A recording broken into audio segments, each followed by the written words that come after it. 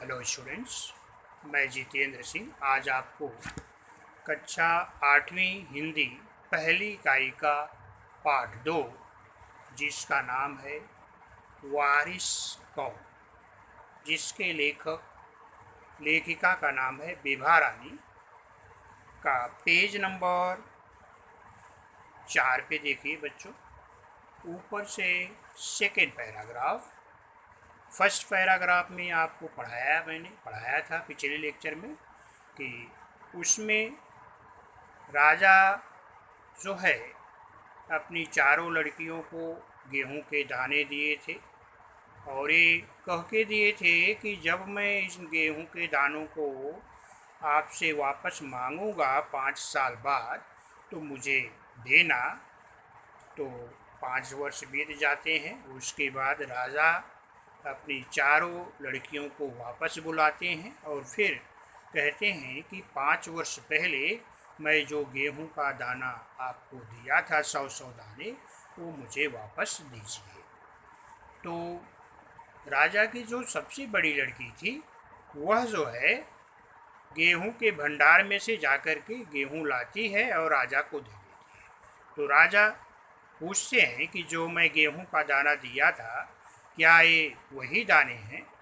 तो सबसे पहले तो राजा की जो बड़ी लड़की थी वो बोल देती है कि हाँ ये वही दाने हैं। लेकिन जब राजा गुस्से में पूछते हैं तो वह सही सही बात बता देती है कि ये गेहूं के दाने वो दाने नहीं हैं, बल्कि मैंने भंडार गृह में से ला के दिया है। अभी उसके बाद देखिए, यहाँ तक आपको पढ़ाया गया था बच्चों। अभी आगे देखिए, राजा ने दूसरी राजकुमारी से पूछा तुम्हारे दाने कहाँ हैं। उसके बाद दूसरी लड़की से अपने पूछा कि तुमको मैं गेहूं का जो दाना दिया था वो कहाँ है। दूसरी राजकुमारी अपनी संदूकचकी में से मखमल के फूल वाली डिब्बी उठा लाई जिसमें उसने गेहूं के दाने सहेज करके संभाल करके रखे। तो दूसरी लड़की जो है मखमल के कपड़े में लपेट करके बांध करके चांदी के डिब्बे में उन गेहूं को संभाल के रखी थी और यह सोच के रखी थी कि पिताजी 5 वर्ष बाद ज़रूर इन दानों को मांगेंगे। तो वह डिब्बे उठा करके लाई जिसमें उसने गेहूं के दाने सहेज करके रखा था। राजा ने उसे खोल करके देखा, दाने सड़ गए थे। जब राजा ने उस डिब्बी को खोला तो उसने देखा कि दाने जो है सड़ चुके थे। तो बच्चों, गेहूं या कोई भी अनाज ज़्यादा दिन तक रख दो तो और उसको घुन लग जाते हैं, उसमें कीड़े लग जाते हैं और वो सड़ जाते हैं। तो ऐसा ही हुआ।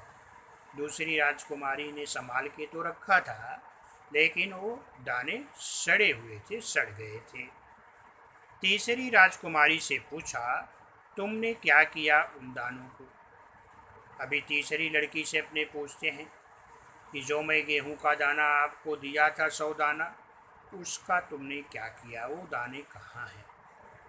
तीसरी ने कहा मैं इसका उत्तर आपको अभी नहीं दूंगी, क्योंकि जवाब पाने के लिए आपको यहाँ से दूर जाना पड़ेगा और मैं वहाँ आपको कल ले चलूँगा। तीसरी लड़की ने कहा राजा की कि पिताजी, मैं अभी आपको नहीं बता सकती कि वो जो आप गेहूं के दाने मुझे दिए थे वो दाने कहाँ हैं, क्योंकि इसका उत्तर जानने के लिए आपको मेरे साथ चलना पड़ेगा और यहाँ से दूर चलना पड़ेगा और ये मैं कल ही बता सकती हूँ, आज नहीं बता सकती।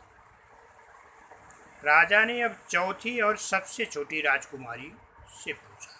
तो राजा की सबसे छोटी लड़की जो चौथे नंबर की थी उसको बुलाया और उससे पूछा कि तुम बताओ जो तुमको मैं गेहूं के दाने दिए थे उन दानों का तुमने क्या किया, वो दाने मुझे चाहिए। उसी बेपरवाही माने बिना परवाह किए हुए लापरवाह जिसको बोलते हैं। लापरवाही से उसने जवाब दिया कि उन दानों की कोई कीमत है? कीमत माने मूल्य। पिताजी, उन्होंने कहा कि चौथी लड़की ने कहा कि जो हमें 100 दाने गेहूं के दिए थे उनकी क्या कीमत है? मतलब उनकी बहुत कीमत नहीं, 100 दाने गेहूं की बहुत बड़ी चीज़ नहीं होती है, छोटी चीज़ है।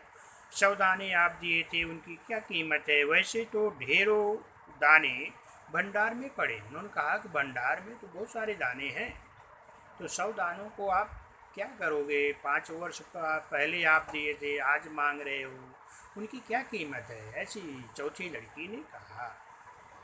आप तो जानते हैं ना, मुझे गेहूं के भुने दाने बहुत अच्छे लगते हैं, सो मैं उन्हें भुनवा कर खा गई। आप भी पिताजी किन किन चक्करों में पड़ जाते हैं?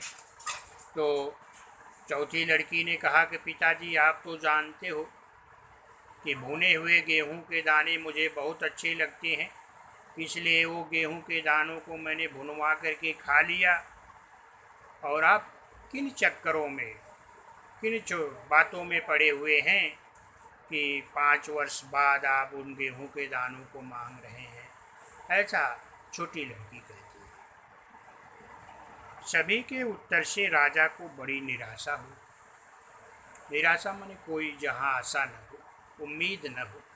राजा बेउम्मीद हो गए, निराश हो गए, ये सोच करके कि चारों का उत्तर सुना उन्होंने और चारों ने अलग अलग उत्तर दिया।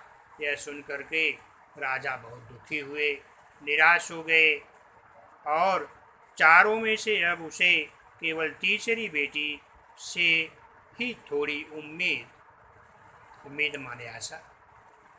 अभी राजा 3 से तो नहीं, वो तीसरी लड़की जो थी, जो अभी बोली थी कि पिताजी, आपको मेरे साथ दूर चलना पड़ेगा और इसके लिए मैं आपको कल उत्तर दे सकती हूँ, बता सकती हूँ। अभी उसी पर उनकी उम्मीद टिकी हुई है कि अब वही एक आशा है। हो सकता है कि बाकी राजा बहुत निराश होते हैं। दूसरे दिन तीसरी राजकुमारी राजा के पास आई। उसने कहा, चलिए पिताजी, आपको मैं दिखाऊं कि गेहूं के वो दाने कहाँ हैं। तो अगले दिन राजा की तीसरी लड़की, जो तीसरी राजकुमारी थी, वह राजा के पास आती है, अपने पिताजी के पास आती है, कहती है कि पिताजी, मेरे साथ चलो, मैं आपको बताती हूँ कि वो गेहूं के दाने कहाँ हैं जो आपने मुझको दिए थे। राजा रथ पर सवार हो गए। सवार होने का मतलब चढ़ना, आसीन होना। रथ पर चढ़ लिए राजा और रथ महल नगर पार करके खेत की तरफ बढ़ चला। रथ जो है महल को के आगे नगर राज्य में से निकलते हुए खेत की तरफ बढ़ गया। और राजा ने पूछा, आखिर कहाँ रख चला? राजा ने पूछा, आखिर कहाँ रख छोड़े हैं तुमने वे 100 दाने? अभी राजा को आश्चर्य होता है कि हमारी ये तीसरी लड़की मुझे खेत की तरफ लेके जा रही है। तो उसने आश्चर्य में पूछा कि बेटा, तुमने उन 100 दानों को कहाँ रखा है? कहाँ मुझे ले जा रही हो? इन 100 दानों के लिए तुम मुझे कहाँ कहाँ के चक्कर लगवाओगी?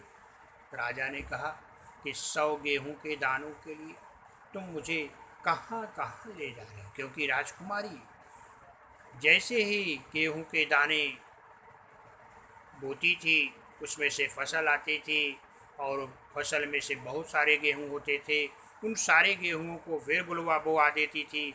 इस तरह से खेत पर खेत, बहुत सारे खेतों में उस गेहूं को बोया गया था। इसलिए राजा को चक्कर लगाना पड़ रहा है, कभी इस खेत से उस खेत, उस खेत से उस खेत।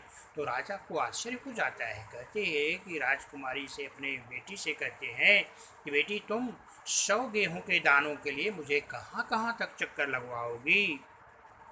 तब तक रथ एक बड़े से हरे भरे खेत के सामने आकर रुक जाता है। एक बड़ा सा खेत था जो हरा भरा था, फसलें लहलहा रही थी खेतों में। उसके पास रथ आता है और रुक जाता है, और सामने बहुत बड़े खेत में गेहूं की फसल थी। देखा गया कि सामने बहुत बड़ा खेत था, उसमें गेहूं की फसल थी, और उसकी बालियां हवा में झूम रही। गेहूं में बाल आ गई, फसल लगभग तैयार थी, और वो बाल हवा चल रही थी, झूम रही थी।